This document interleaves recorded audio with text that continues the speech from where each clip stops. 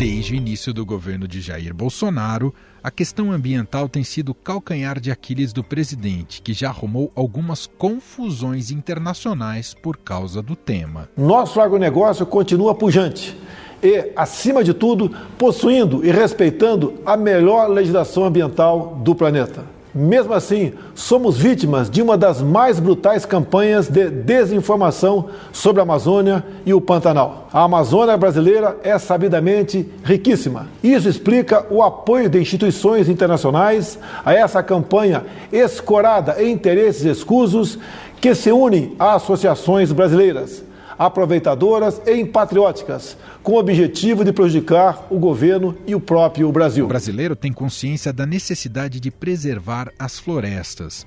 Por outro lado, ainda sente dificuldade de perceber problemas ligados ao meio ambiente em seu cotidiano, como a poluição do ar, dos rios e dos córregos, além da falta de saneamento. A conclusão é de pesquisa que acaba de ser realizada pela Confederação Nacional da Indústria, a CNI. 2 biomas mais importantes do país já registram recordes de queimadas nos últimos anos, o Pantanal e a Amazônia. Para passar a imagem de um governo preocupado com as questões ambientais, o governo apresentou uma série de propostas durante a COP26 neste ano de 2021. Em uma delas, o país se compromete com a proteção florestal, que prevê o fim do desmatamento até 2030. Mas será que essas medidas são suficientes para melhorar a qualidade do meio ambiente? Quais os desafios que o Brasil tem pela frente? E como esses assuntos estarão presentes no debate eleitoral em 2022? A gente convidou para refletir sobre isso Márcio Astrini, secretário executivo do Observatório do Clima, e também o repórter do Estadão em Brasília, especializado nessas pautas, André Borges.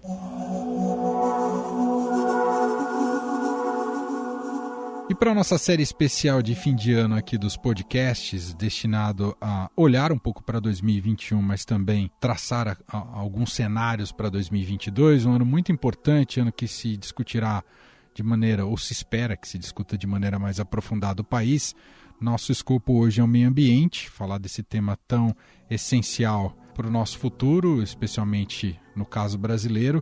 E a gente convidou para essa conversa o secretário executivo do Observatório do Clima, Márcio Astrini, está aqui com a gente. Olá, Márcio, tudo bem? Olá, tudo bom? É um prazer para mim estar aqui. Muito obrigado pelo convite. E também conto com André Borges, repórter do Estadão em Brasília, que sempre acompanha essas pautas ligadas ao meio ambiente. Olá, André, tudo bem? Seja bem-vindo. Manuel, tudo bem? Tudo jóia? Obrigado também pelo convite. Um oi aí também para o Márcio Astrini, prazer estar falando com ele, contigo, e vamos nessa. Bom, eu quero começar com um assunto de natureza política, mas com reflexos diretamente na questão das políticas públicas e naquilo que se pensa para a gestão do meio ambiente no país. Esse ano de 2021, Márcio, a gente teve a troca do ministro do meio ambiente, né? Saiu o Ricardo Salles. Que tipo de efeito surgiu essa troca, já que o Ricardo Salles era mais midiático, tinha um discurso mais combativo, muito alinhado ideologicamente com o presidente Jair Bolsonaro, mas na prática, na gestão do Ministério do Meio Ambiente, significou algo a saída dele? Olha, Manuel, significou uma troca de embalagem, porque o conteúdo continua a mesma coisa. Tanto é que a gente vê que os números do desmatamento, né, que foram apresentados agora em novembro, são números que são muito ruins, o pior número dos últimos 15 anos, e a reação do governo a esses números é exatamente um grande nada, né? Eles não têm nada para colocar na mesa, sequer uma palavra de indignação. Não chamam os governadores, não apresentam nenhuma medida emergencial, coisa nenhuma. Então, com o ministro antigo ou com o ministro novo, a verdade é que quem continua mandando no assunto de meio ambiente no Brasil é o presidente da República. Vamos, por exemplo, citar alguns fatos importantes que são estruturais para a política de meio ambiente e para desmatamento no Brasil. Fundo Amazônia tem 3 bilhões de reais hoje parados no Fundo Amazônia, um dinheiro inclusive extra-orçamentário, né, poderia estar sendo usado para combater o desmatamento. Esse dinheiro não era utilizado na era Salles, continua não sendo utilizado agora. Multas ambientais não eram cobradas antigamente, continuam sem ser cobradas. Operações de campo continuam não acontecendo. Toda a pressão para que os fiscais do IBAMA não operem, não, por exemplo, não inutilizem equipamentos do crime ambiental, continuam a mesma coisa. Então nós não temos estruturalmente nenhuma mudança. Inclusive, se a gente olhar, a saída do Salles, ela não se deu por conta de um desempenho ruim para o meio ambiente na pasta. O Bolsonaro está muito feliz com ele. Ele saiu por problema criminal, ele saiu para não ser preso pela Suprema Corte Brasileira e para jogar os seus processos para a primeira instância. Então, essa troca, ela não foi uma troca por conta de agenda ou de conteúdo. Ela foi uma troca que se deu ali por um fator do Salles realmente fugir da polícia. O Bolsonaro tem muito bem decidida o que tem que ser política ambiental. É uma política para o criminoso ambiental, para o desmatador, para a destruição ambiental. Qualquer um que sente naquela cadeira tem que estar apto a se sujeitar a colocar essa política em funcionamento. Se atrever a fazer alguma coisa diferente, o presidente da República troca o ministro. Colocando um elemento aí no seu comentário, né, você citou bem essa questão do Fundo Amazônia, de 3 bilhões parados lá. O Salles, ele foi, né, assim, repetitivo, né? Em dizer que precisava de dinheiro estrangeiro para proteger a Amazônia, o Pantanal, enfim, o meio ambiente no Brasil. O Joaquim Leite, o ministro novo, repete a mesma coisa, né? O quanto disso é verdade e quanto disso é mera retórica, porque não se usa sequer aquilo que já foi doado pela Noruega e pela Alemanha. Esse dinheiro hoje está parado numa conta do Banco do Brasil, rendendo juros ali, a taxa ali de inflação e tal, um dinheiro que poderia estar sendo aplicado, aí a gente vendo os órgãos completamente capengas, sem gente para apagar fogo na floresta, e a gente dizendo lá fora que não vai proteger se não tiver o dinheiro gringo. Como é que você vê isso aí, Márcio? Pois é, o dinheiro, viu, André, ele sempre foi importante, esse dinheiro de ajuda internacional. Foi graças a esse dinheiro, não só do Fundo Amazônia, a gente teve várias outras situações, PPG-7, o Brasil até hoje utiliza a tecnologia da NASA para fazer a verificação, né, por imagem de satélite do desmatamento do Brasil. A gente tem para as áreas de proteção, unidade de conservação no Brasil, também convênios com o governo alemão extremamente importantes. Então, essas trocas, seja de tecnologia ou de doação de recursos, são importantíssimas para proteger o meio ambiente no país. Agora, isso não tem nada a ver com os pedidos que o governo atual faz. O governo atual ele pede dinheiro novo, sendo que o dinheiro que tem aqui dentro não é utilizado, né? E o dinheiro do Fundo Amazônia, inclusive, ele não é utilizado porque esse dinheiro tem uma regra clara de uso. O uso dele é para proteger floresta, e o governo não tem interesse em proteger floresta. É por isso que o dinheiro está lá parado, sem ser utilizado. Fica até uma cena constrangedora.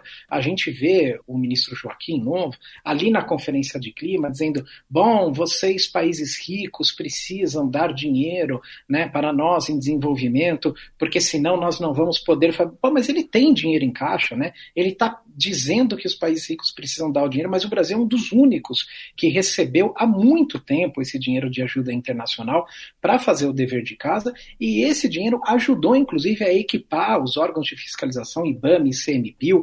Era um dinheiro, inclusive, do Fundo Amazônia, que ia para os governos estaduais, ajudava as polícias militares e ambientais locais a poder pagar ali a diária do agente que ia fazer a fiscalização, do policial, alugar o veículo, pagar o combustível, toda a logística. Esse dinheiro foi cortado, simplesmente não existe mais por uma decisão unilateral do governo Bolsonaro. O governo só faz isso por uma razão, que é para inventar uma narrativa para depois dizer para os seus seguidores, para o seu público lá no Instagram, que o desmatamento aumentou, ele está sendo criticado, mas na hora que ele pediu dinheiro, ninguém deu.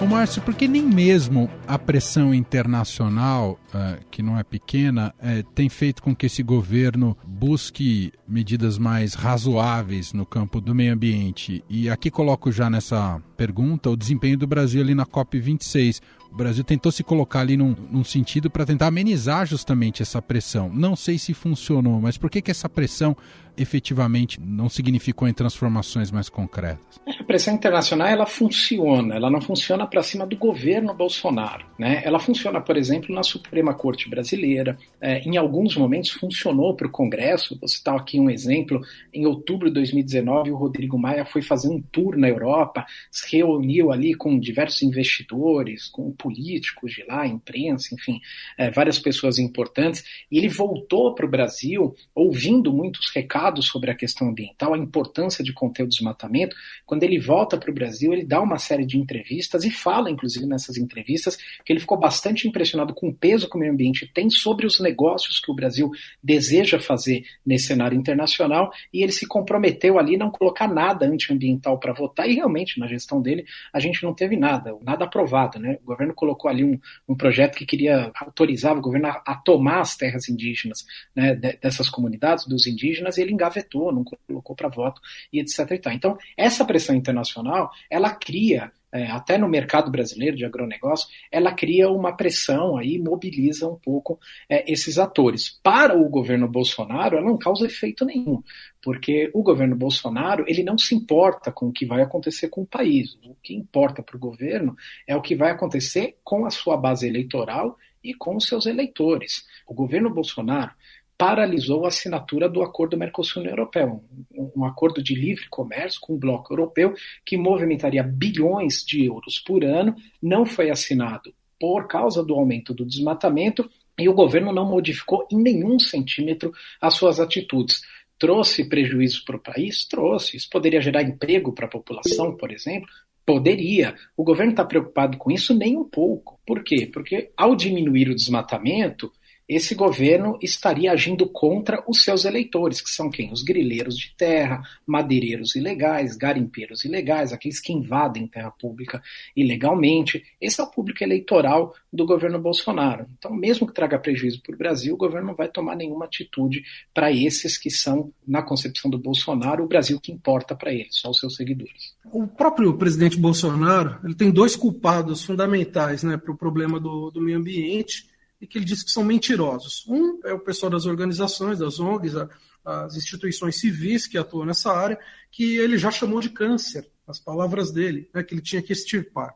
Outro sou eu sou um representante da imprensa, né, da mídia, que é, enfim, demonizada desde a campanha eleitoral do Bolsonaro, e que diz que a gente mente. Primeiro era a imprensa nacional que mentia, depois, quando ele foi para fora, ele falou que a imprensa mundial mentia a respeito do que acontece com o meio ambiente, culpou as ONGs e tal, e que estava tudo bem, que a floresta está de pé, sempre esteve e tal. Mas aí, o próprio vice-presidente Hamilton Mourão, a gente viu ele um mês atrás, agora aí, meados de novembro, dizer, olha, quem falhou fui eu, se referindo aos índices recordes, como você já mencionou, Emanuel, de desmatamento na Amazônia, a tragédia do Pantanal, histórica, que a gente viu também de incêndios ali, e ele que esteve à frente de uma frente militar e que recebeu, assim, recursos gigantescos que os órgãos de fiscalização efetivos, como o IBAMA e o ICMBio, nunca viram, mas foram lá equipar, levar as tropas para a floresta, e deu no que deu, né? Quer dizer, o resultado, ele não é que ele é pífio, ele é negativo. Como é que você vê a entrada desses militares na proteção do meio ambiente e essa relação junto com os órgãos que efetivamente devem fazer isso? O presidente da República, o governo, de forma geral, ele tem um problema muito grande com a verdade, né? Eles negam a verdade de forma absoluta. Meio ambiente, inclusive, é só um dos setores que isso acontece. O mais escandaloso é o que aconteceu na pandemia. O presidente da República até hoje nega a vacinação da população, as medidas protetórias contra o coronavírus e etc. Um governo negacionista, nega as mudanças climáticas, né? Para ele, os livros, a ciência, os satélites, os fatos, a imprensa, está tudo errado, né? A única coisa que está certa é aquele mundo imaginário que tem na cabeça dele. Ele fala até isso, viu, André, no discurso que ele faz de abertura da ONU. Ele fala, olha, vou mostrar para o mundo um Brasil que vocês não vão ver em lugar nenhum. mas que existe na imaginação dele, porque não existe em nenhum outro lugar. O que o Mourão fala da culpa ser dele, etc. e tal, não sei se ele está querendo proteger o presidente, ou aquilo saiu de improviso, mas a culpa do que está acontecendo na Amazônia é do Bolsonaro. Nós temos um aumento de desmatamento na Amazônia de 76%. Isso não é uma coisa trivial. Desde que o Bolsonaro assumiu, o desmatamento da Amazônia aumentou 76%. Você precisa dar muito combustível, literalmente, para as motosserras dos desmatadores para que esse número chegue, para que o aumento do desmatamento chegue a esse patamar. Não tem nada de diferente acontecendo na Amazônia de causas naturais. Não tem a seca que nunca antes vista naquela região, não caiu um meteoro na Amazônia, não tem um vírus de mata-árvore novo, não tem nada disso daí. A única coisa que tem na Amazônia é o governo Bolsonaro. E se você me permite, André, vou só emendar aqui uma outra resposta que o Emanuel fez e eu esqueci, que foi sobre a performance do Brasil na COP27, já que mudou o ministro, e até, viu, Emanuel, eu estava lá, e eu pude verificar, o Itamaraty, o Ministério de Relações Exteriores do Brasil, teve mais liberdade para trabalhar nessa Conferência do Clima do que na anterior, em Madrid, em 2019.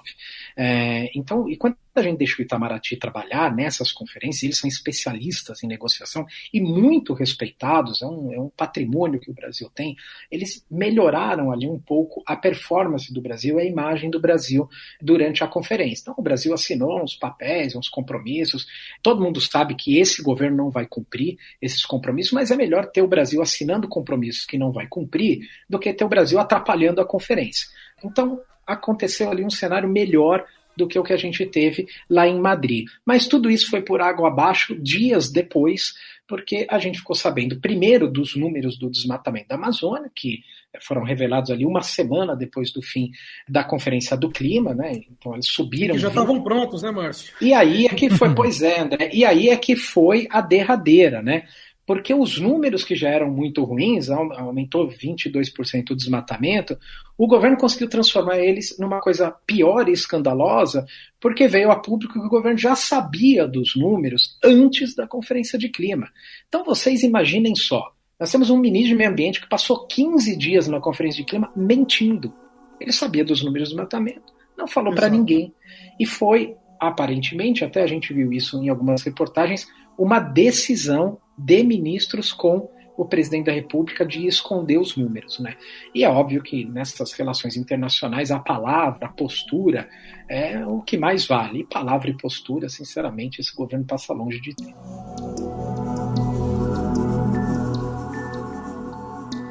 Bom, nesse 2021 foi muito simbólico também, um dos fatos ligados aí à questão do meio ambiente, o garimpo ilegal. É um fato mais recente, com o que vimos ali na situação do Rio Madeira.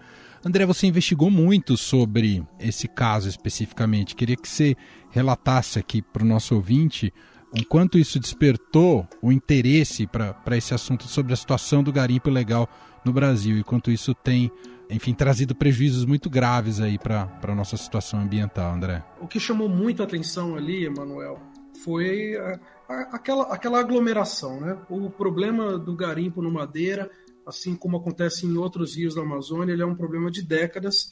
Aquelas balsas todas de garimpo, clandestinas, ilegais, atuando de forma ilegal, é um problema crônico que existe ali, mas que nunca foi enfrentado, nunca foi, de fato, encarado ali. Claro, ocorreram algumas operações de queima de balsas em anos anteriores, inclusive com revide de garimpeiros que invadiram unidades de CMBio, do IBAMA, queimaram carros e tal.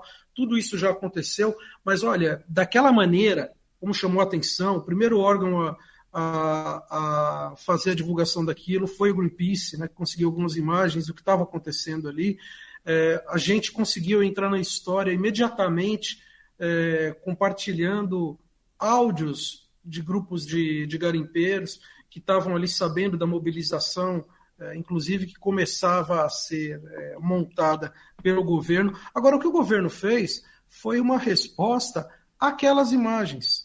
Todo mundo sabe, e o governo está careca de saber que aquele problema existe. O vice-presidente Hamilton Mourão, ele é nascido em Humaitá, ele é dali, ele sabe do problema. Né? Humaitá na beira do Rio Madeira, e são mais de 900, quase 1.000 quilômetros de rio abaixo, onde os garimpeiros estão lá todos os dias. Né? Agora, aquilo funcionou como um assinte, como uma provocação imensa, aquelas centenas de balsas, no começo falaram que eram 600, na verdade era pouco mais de 300 naquela aglomeração, né? Porque tinham muitas outras balsas ao longo do rio, mas naquela aglomeração ali, pouco mais de 300 balsas, aquilo chocou, né? Se uma cidade flutuante inteira, fazendo o quê? Sugando o leito do rio, de qualquer maneira, subindo com todo o leito do rio, revirando, despejando de volta a água e a terra para extrair o ouro nesse processo com o uso de mercúrio. O alvo em si da coisa, fica muita revolta, são famílias, estão acabando com os bens dessas famílias. Aquilo é o crime organizado. Aquilo dali, o dono da balsa, tem casos ali, uma pessoa dona de 10 balsas, entendeu? Entendi. Que aluga, tem um comércio ilegal gigantesco. Aquela balsa, ela tem equipamentos de 50, de 100, de 500 mil reais, chegam a dizer que às vezes a estrutura pode chegar até R$1 milhão. Então, assim, não é uma brincadeira para qualquer um. Então, é um problema que a gente viu uma reação, eu não vou dizer midiática, mas foi uma resposta, assim, à explosão de imagem que tomou, né? Uma conta do país e fora do país e tal, e o governo ficou pressionado, porque pelo Bolsonaro, não há dúvida disso. E ele já deixou claro que não gosta do fiscal do IBAMA, ele já disse textualmente que não gosta do fiscal do ICMBio, que tem que proteger o garimpeiro, né? Que tem que transformar, e existe projeto aí para transformar o garimpeiro em microempreendedor, né? Para dar garantias a ele, disse, e tal, de atuar, inclusive, dentro de unidade de conservação. Né? Então, ali eu acho que foi assim, uma resposta a contragosto, que o governo se sentiu pressionado, no caso o Ministério da Justiça, que é quem está acima da Polícia Federal, embora um órgão independente, mas é ele, e que procurou dar uma resposta de alguma maneira, algo que não dava, né? Não tinha como ficar calado. Ô Márcio, vamos entrar, já estamos de alguma maneira debatendo as eleições de 2022, mesmo nesse ano pré-eleitoral, mas claro que em 2022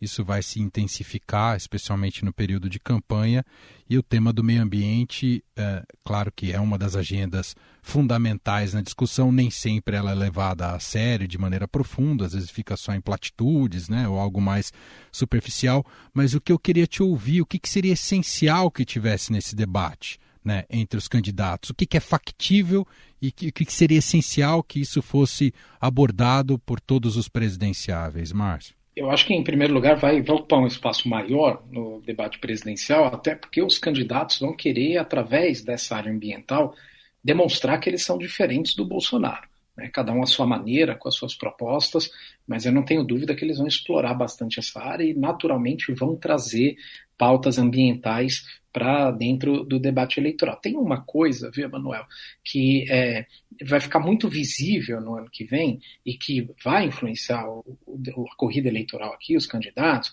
que é o que está acontecendo no Congresso brasileiro, o que está acontecendo no resto do mundo.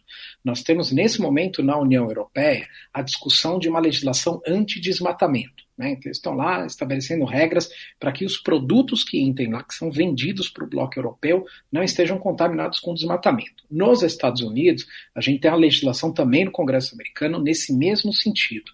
A China fez uma declaração que estuda regras também para evitar compra de produtos com desmatamento. Então, esse debate é muito similar no mundo inteiro. O que a gente tem aqui no Congresso Nacional? A gente tem um Congresso recheado de agendas para estimular o desmatamento. Essa situação ela vai ficar muito clara o ano que vem. O mundo negando o desmatamento e o executivo e o legislativo brasileiro acelerando o desmatamento e a destruição ambiental. Os reflexos econômicos desse cenário todo, eles já são bastante explícitos. A gente tem todo dia praticamente pipocando notícias de investidores que vão tirar dinheiro do Brasil, redes de exportação de commodities que estão alertas e querem agora mais prova X e Y de que não tem desmatamento. Então, o movimento global ele já está, né, do mercado global, ele já está nesse sentido.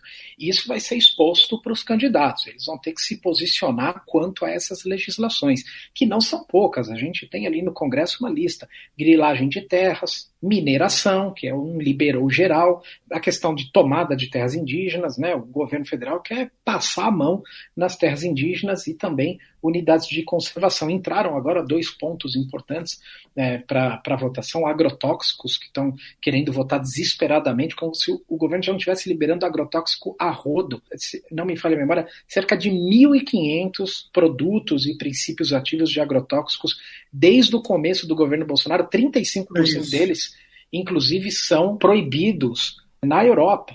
Então veja, a criança europeia ela não pode consumir um produto com aquele tipo de agrotóxico, a criança brasileira pode. Projeto de lei de caça de animais silvestres, nós temos 14 milhões de desempregados, bujão de gás a R$130, né, gasolina a R$8 no bico da bomba lá no posto de gasolina, mas eles acham que agora tem que liberar a caça, a matança esportiva de animais no Brasil. Todas essas agendas vão estar lá no colo. Se eles querem mesmo se diferenciar do Bolsonaro, vão ter que tratar disso e vão ter que tratar do assunto maior, que é o assunto do desmatamento. André, como o Márcio citou, esse negacionismo ambiental do presidente da República traz diretamente reflexos econômicos negativos.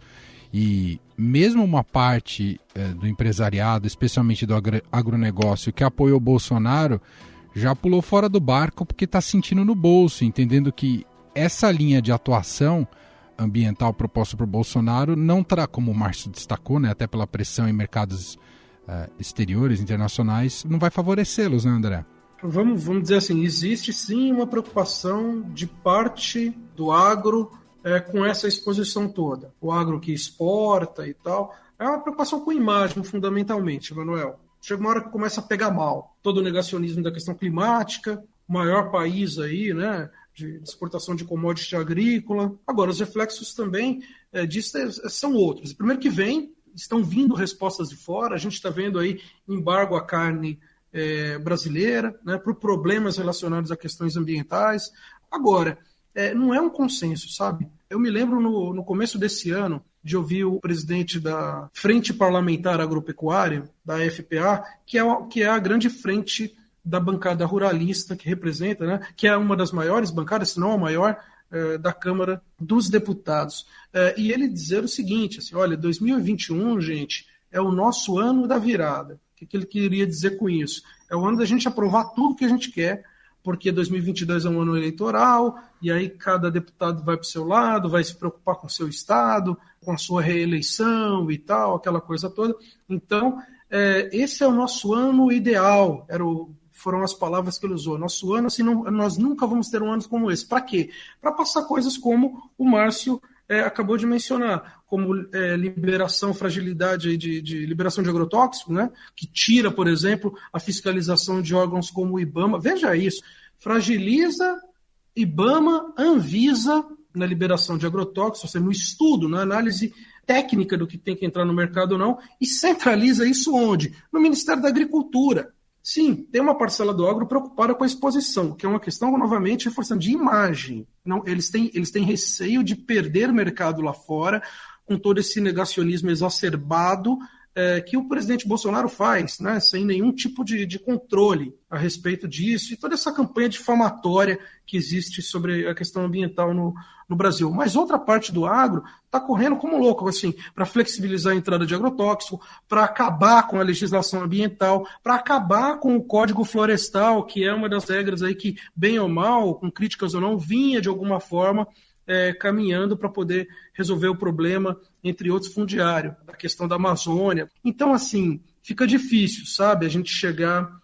não há um consenso disso, fala assim, olha, não, até o agro, né? Sim, uma parte sim, mas outra parte está vendo como uma grande oportunidade para avançar com pautas e temas absolutamente antiambientais dentro do Congresso Nacional. Essa é a verdade. Márcio, para a gente finalizar aqui a nossa conversa, queria te ouvir um pouco sobre Eu sei que é uma pergunta um tanto genérica, mas sobre o atual estágio do planeta do ponto de vista ambiental, em que se fala muito sobre os extremos climáticos, né? Muitos países sofrendo diretamente isso na pele, recentemente os Estados Unidos com os tornados, mas o que você diria das principais lideranças globais, se a gente está caminhando num rumo de soluções de fato ou um rumo preocupante? Enfim, queria te ouvir um pouco de um diagnóstico mais geral, mas em relação ao planeta como um todo. Olha, Manuel, nós temos situações de preocupações, vamos dizer assim, né? Situações preocupantes. A primeira veio com o relatório do IPCC, que é o painel de cientistas da ONU, que diz que nós temos ainda uma janela de oportunidade para reduzir as emissões de gás de efeito estufa, mas essa janela está ficando cada vez mais estreita e o fechamento dela está acelerado. Então, nós temos, assim, inclusive nos cenários que eles traçam ali, um cenário apenas, que é um cenário onde a gente mantém o aquecimento do planeta em uma zona em que podem ser feitas adaptações às mudanças que vão ocorrer. Os outros cenários, eles começam já a nos trazer perdas de biodiversidade, de capacidade, por exemplo, de alimentação, né, aumento das desigualdades e da fome no mundo, extremamente preocupantes, até cenários que realmente a gente já fala de extinção em massa de espécies e de uma situação em que a gente vai ter muita dificuldade de manutenção da vida mesmo, como ela existe hoje no planeta. E a gente vê as negociações de clima que são feitas nas conferências muito lentas e muito aquém do que deveria acontecer para dar resposta a esse quadro que os cientistas nos trazem. Então, nós temos essa preocupação dupla, né? A preocupação de que a coisa está ruim e que as respostas não vêm. Então, a situação ela continua sem resposta. E o mais grave é que os cálculos eles vão dando cada vez de forma mais decisiva o impacto que isso vai causar nas populações, né? A gente tem aqui no Brasil um cenário muito perigoso para essa questão de clima. Primeiro, para a nossa economia. Grande parte da nossa economia depende de regulação climática, como é o caso da produção de alimentos no Brasil, né? A gente precisa de chuva em regularidade, no tempo certo, na quantidade certa. Então, a mudança de clima para um país como o Brasil, ela é uma mudança muito drástica, muito perigosa e afeta a vida de todos, mas principalmente a das populações mais pobres. O que a gente vê de novo é uma mobilização pública cada vez maior, uma pressão cada vez maior, principalmente de jovens, indígenas, mulheres, e é assim que tem que ser, porque nós precisamos dessas políticas o mais urgente possível. O tempo é muito curto e as decisões desses líderes aí nessas conferências é muito lenta e insuficiente. Muito bem, eu quero agradecer ao secretário executivo do Observatório do Clima, Márcio Astrini, mais uma vez ajudando nesse debate tão fundamental, né, sobre as pautas ligadas ao meio ambiente e o que se reserva também um pouco para o processo eleitoral de 22. Obrigado, viu, Márcio? Eu que agradeço, Emanuel. Para mim foi um prazer. Muito obrigado por estar aqui com você e com o André também, que é uma pessoa que eu admiro muito. Obrigado. Repórter André Borges, diretamente de Brasília. Obrigado, André. Manuel, obrigado demais. Prazerzão estar aqui falando com vocês. Assunto importante. Márcio, sempre uma honra, um dos principais caras dessa pauta do meio ambiente. Então, muito bacana trocar essa ideia com vocês aqui. E espero que chame a atenção aí para a turma, né? Para se ligar mais nesse assunto aí, principalmente aí em anos de eleição. Tem que mudar alguma coisa.